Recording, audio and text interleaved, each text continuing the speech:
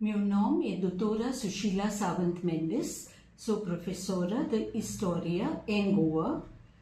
Meu tópico de hoje é sobre jornal semanal, Gomantak, e uma revista quinzenal, Goan Tribune, ambos publicadas em Mumbai durante o domínio português em Goa. Continuarei agora em inglês. The first newspaper under discussion is the Gomantak, a paper which was published fortnightly from 1939 to 1949, and the first editor was Dr. Sushila Mendes. Thereafter, there were other editors like my late father, Advocate Luis Mendes, and Advocate Joaquim Dias, and also Alvaro Barreto. During the course of 10 years of its existence, this paper had to change the printing press 4 times. It was always in Bombay.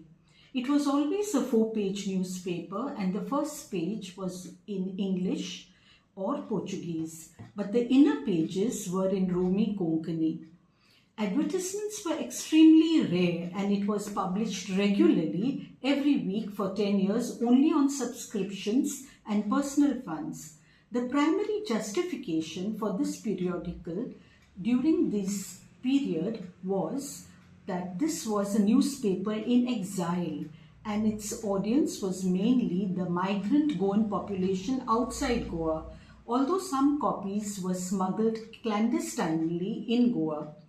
If one examines its writing and analyzes the role of these ideas in the emergence of political consciousness in Goa, the aim seems to be to create a mass movement among the migrant community in Bombay. From 1947 to 1949, the policy seems to be to publish the first page in Portuguese only. That is, after the 1946 movement took place in Goa, where its editor, Dr. Sushila Mendes, was the protagonist who brought Dr. Lohiya to Goa. This newspaper helps to revisit the historiography of Goa from the subaltern perspective, or the writing of history from below. There were first-generation professionals like Dr. Sushila Mendes from Asolna, Advocate Luis Mendes from Veli, and Advocate Joaquim Dias from Kunkoli. Most of the writers were from these 3 villages of Asolna, Veli and Kunkoli, because it was these 3 villages which had a caste affinity of belonging to the Hindu Kshatriya caste, the warrior caste, which after conversion was termed as the Tsardok caste. It also had a shared history of the 1583 15 July massacre of 5 Jesuits and 5 local priests, local people besides the 5 Jesuits. Now, the people of these villages faced a lot of repression as a result of this heinous act of its people. They were always in the Adil Shah army, but after the Portuguese came to Goa, you find a lot of the people of ADC also in the Portuguese defense forces. The writers of the Gomantak believed in the philosophy of Luis de Menezes' Braganza, and every 10th July is commemorated and dedicated to his death anniversary, and the full page, the front page, talks about his philosophy. Most of the writers were against the church as being a partner of the state during the colonial period. In fact, Sushila Mendes, the editor, wrote Contra Roma, and most of the writers did not get married in the church because that was a sense of protest. In fact, some of them got married in Gandhi's ashram. Now, the role of the church is criticized throughout this newspaper, Gomantak. In one of the issues on 22nd June 1945, it talks about the church subjugating the people, and it is discussed also how the followers are misled into blindly accepting the dogmas of a religion which demands loyalty to the Portuguese government and foreign rule. The Gomantak Praja Mandal was an organization, and it was this newspaper that it was the organ of this GPM, or the Gomantak Praja Mandal. It started exactly 6 months after the death of Luis Menezes Braganza, and the first issue was in January 1939. By 2nd December 1939, there was a kind of a inspiring message of freedom which was published on this issue, and it said Ek Zobab. Ek Zobab means one answer to the acto colonial, as well as why the people of Goa resented this act. On 7th October 1939, there is an article which challenges, in fact it was in reply to the Portuguese Minister for Colonies, who challenged the Goan that they do not have any concrete plan after independence. So the plan was the repeal of the acto colonial, reforms in education system, separate the church from the state, and measures to improve the Goan economy. Stalwarts like Francis Luis Gomes, Adeodato Barreto, they were written about in this newspaper because it was the first death anniversary in 1939 of Adeodato Barreto. Each issue had heroes of India in one of its columns, like Kautilya, known as the Indian Machiavelli. The Club Juvenile was written about, the club which was formed for sports, but it had an inner agenda of raising the political consciousness. Joaquin Diaz wrote an article on what we lack. He said we lack discipline, we lack self-service, we lack hard work. So it was an introspection. Emitirio Pace from Asolna wrote about Goa and Porky, Goa and the foreigners.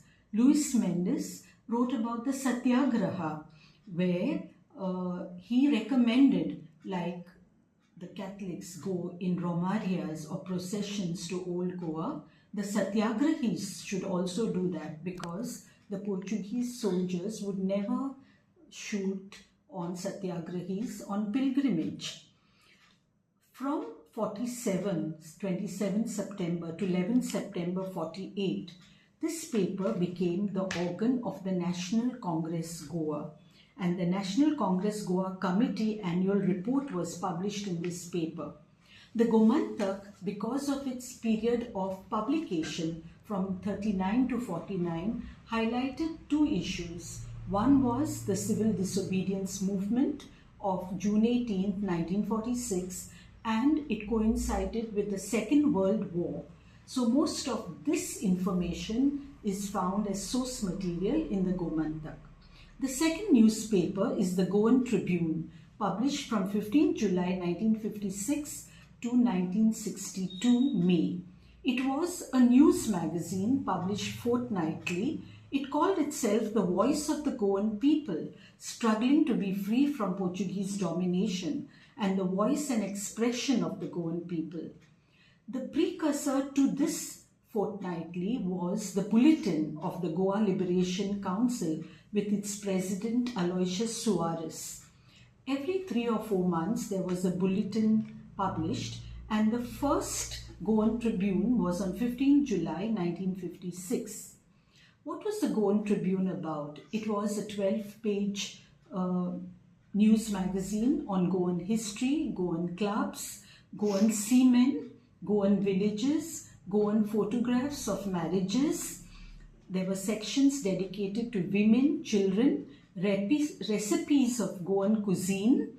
There was a column, Eminent Goans, tips on parenting, development of Goa's freedom struggle in Goa, Bombay and New Delhi, discussions about Goa in the Indian Parliament, since India was already free, and the views of the Prime Minister Nehru at every press conference, public rallies. These are also chronicled. There was the East Africa Chronicle, and there were columns of humor like Humoresque, nemesis, pseudonyms of writers, Astor, Silex, Nestor, Rife, SB. The Goan Tribune, also provided the intellectual space for discussion, and it subjected the Portuguese government to criticism, often with vast learning backing it up. And the paper was sold outside churches after every Sunday Mass. It was published by Cajetan Lobo and by Jamshed D. Mistry at the Onlooker Press, Ballad Estates, Bombay. The Goan Tribune of November 13, 1960. Aloysius Soares' response, "Are Goans Portuguese?" because of the Salazar's attempt to call Goans Portuguese. He said that before the Portuguese came to Goa, Goa had highly civilized people. They lived peaceful life in the gaonkarias or the village community. The Viceroy Albuquerque encouraged intermarriages with local women, maybe to have a progeny loyal to the Portuguese. But there were hardly any Portuguese in the new conquest. It was only in the old conquest of Bardesh, Ilias, Murmagao, Tiswadi. The Goan Tribune was joined by a very young journalist, Lambert Mascarenhas. He wrote a column called The Last Straw, The Camel's Last Straw, and a lot of short stories which have been now compiled into a book. It claimed over 50,000 readership, and there were special issues to the Afro-Asian solidarity, the Goan political convention, full speeches of Prime Minister Nehru, the language issue between Konkani and Marathi, and the Goan Tribune was also a fundraiser. The Goan Tribune opposed the Portuguese committee, the Portuguese government in Goa, especially from Bombay. It announced names of satyagrahas who were imprisoned and released, photos of Goan delegations that met Pandit Nehru, letters to the editor from the Goan diaspora in India and the world, letter from Goa about the conditions in Goa. The editors were, the first was Aloysius Soares for a period of 2 years from 56 to 58, then L. J. D'Souza from 58 to 59, thereafter Lambert Mascarenhas, who was already working on the Goan Tribune, became an editor from 10 January 1960 onwards till liberation in December 1961. After 12 June 1960, every issue on the front page was a sentence, "Remember, Goa is not yet free." It ultimately closed down in May 1962 with Ben Antown as its editor. What is important about the Goan Tribune is that 1954 to 1955 satyagrahas have been vividly documented in this Goan Tribune, because this information was blocked by the Portuguese press before the rest of the world. Homer Jackson, the American correspondent, wrote that there was no sign that the satyagrahis were armed.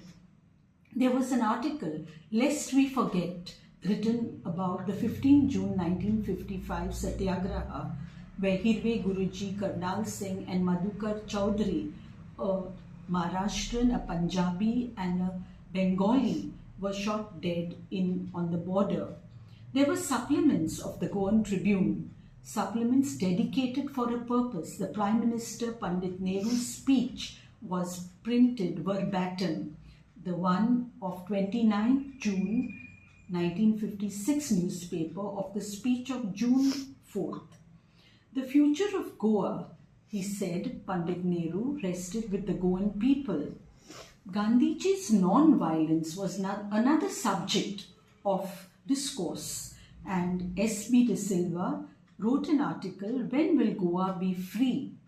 The international purpose was claimed to be India's claim to Goa, but the Goan Tribune spoke rather about Goa's claim to freedom.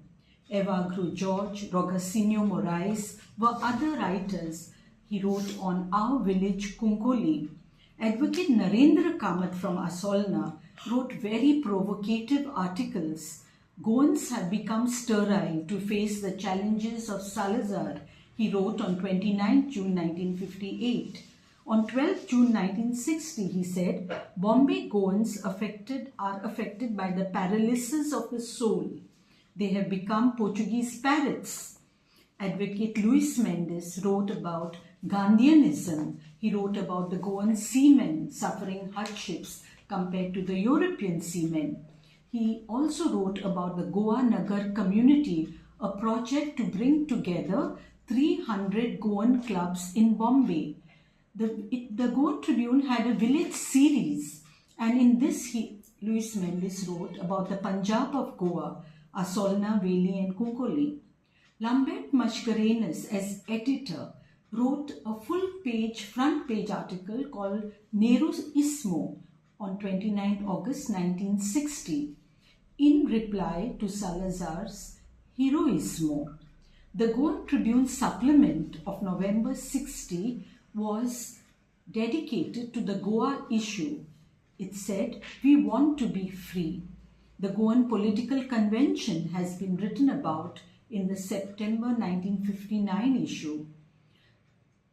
There was a committee formed from 2nd to 4th October 1959, and during these days the Goan Political Convention was held. The Goan Tribune brought together different factions of the Goa's freedom struggle: the National Congress Goa, the Azad Gomantak Dal, the Goa Liberation Council, and the Goan People's Party. V.N. Lavande spoke very vociferously of using violent means of the Azad Gomantak Dal. On 25th December 1960, there was a Goan delegation in Delhi to meet the Prime Minister, all the other members of the government of India. That has been written in the Goan Tribune. The Goan Tribune was also with the struggle of other countries like Angola, the MPLA, People's Movement for the Liberation of Angola. It demanded the freedom of the Angola people. The Goa Gate in Bombay, a big gate put up in Bombay, which read that, "Remember, Goa is not yet free." This was put on January 26, 1961. And it was written, "Goa, the Burning Issue." There was a national campaign committee for Goa, which had an all-India tour to espouse the Goan cause in February 1961. The Azad Gomantak Dal's ambushes in Beti, in Keri, have been spoken about. There was a Goa walk called at the all-India level from 11 June to 18 June 1961 in Delhi, Calcutta, Mysore, which have been highlighted in the Goan Tribune. And what were the people telling the rest of the Indians? That we need the Indian government's involvement in the Goan cause, that Angola should be taken up for discussion by the UNO, to boycott Portuguese trade. Aloysius Soares in November 1961 made a last desperate call to the Indian army. To conclude, Goan Tribune is primary source material to understand the Goan historiography of the Goan freedom struggle. It began as an organ of the Goa's Liberation Council, but later on it became a part and parcel of Goa's freedom struggle. Thank you.